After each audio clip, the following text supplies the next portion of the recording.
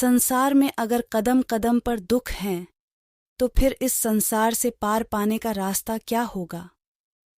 ज्ञानियों ने सुझाया है कि जो रास्ता भीतर आने का है वही बाहर जाने का भी है।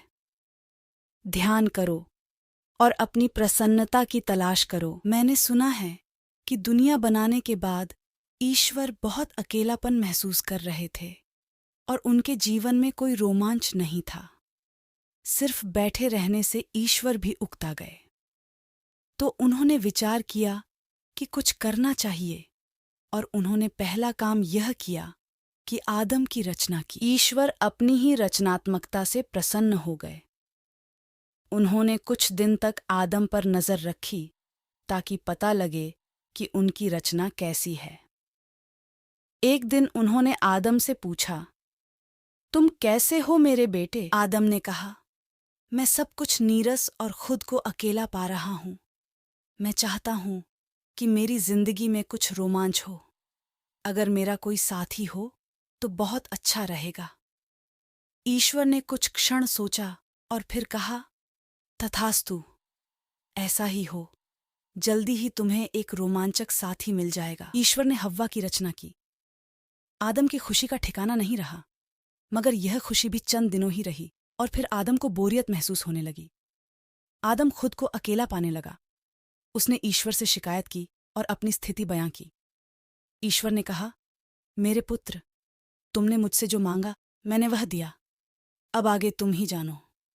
समझदारी से काम लो। तभी से आदम समझदारी से काम करने के बारे में सोच रहा है और मुश्किल परिस्थितियों से निकलने के बारे में सोच रहा है।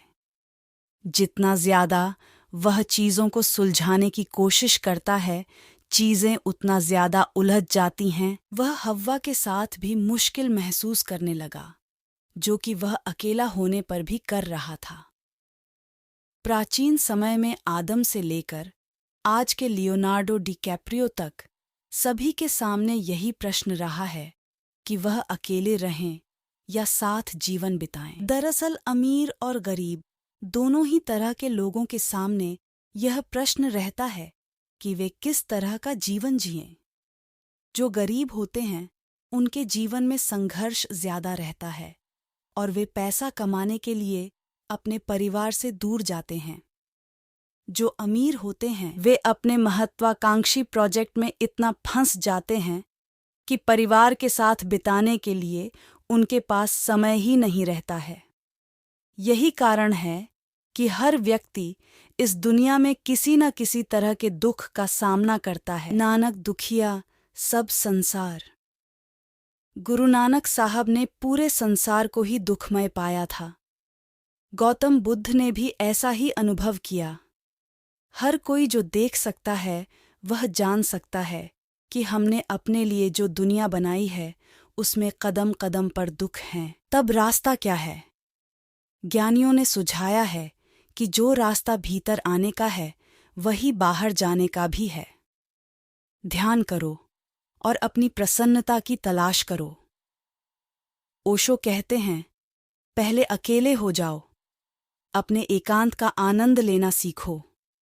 खुद से प्रेम करो। पहले खुद में इतने मस्त हो जाओ कि अगर कोई तुम्हारे जीवन में नहीं आता है तो भी तुम्हें कोई फर्क नहीं पड़ता। तुम अपने आप में पूर्ण हो और आनंद के स्रोत हो।